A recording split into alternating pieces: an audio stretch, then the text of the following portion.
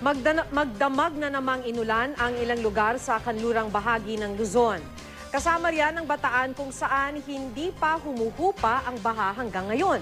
Makibalita tayo kay Alfie Tulagan.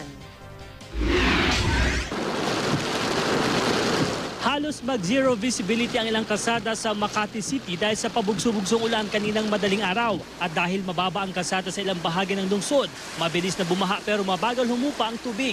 Kaya ang ilang residente napilitang lumusong sa abot binting baha. Malaking perwisyo rin ang baha sa mga namamasada. Humihinto kami, napipilitan kami huminto pag mataas ang tubig at matraffic kasunod. Oo. Yun ang mahirap sa pagpupasada. Magkasunod sila. Paano po ang kita ninyo pag ganun? Ay, bawas na rin. Taas pa ba naman ang baha sa ilang barangay sa Hermosa, Bataan?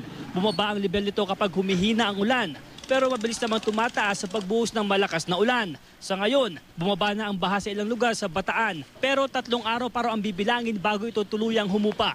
Ayon sa Provincial Disaster Risk Reduction and Management Council, 6 na barangay pa ang apektado ng baha sa buong probinsya. At kasunod nga ng mga pagbaha ay ang posibleng pagkalat naman ng mga sakit, kabilang na ang leptospirosis. Ang lungsod ng Olongapo, idineklara ang buwan ng Agosto bilang Anti-Leptospirosis Month. Dito na itala ang pinakamaraming kaso ng leptospirosis sa buong bansa nitong 2013. At para matuldukan ito, hinihikayat nila ang mga residente na puksain ang mga daga. May pabuyang 10 piso ang city government sa bawat dagang dadalhin sa kanila ng mga residente. 5 piso naman kung bubuwit ang mahuhuli. Siguraduhin lang daw ng mga dagang dadalhin ay kamamatay lang sa loob ng 24 oras. Mula nang magsimula ang programa, mahigit 50 daga na ang dinala sa City Hall. Binibigyan din ng gamot panlaban sa leptospirosis ang mga residente magdadala ng daga. Alfie Tulagan, Nagbabalita, Pilipinas.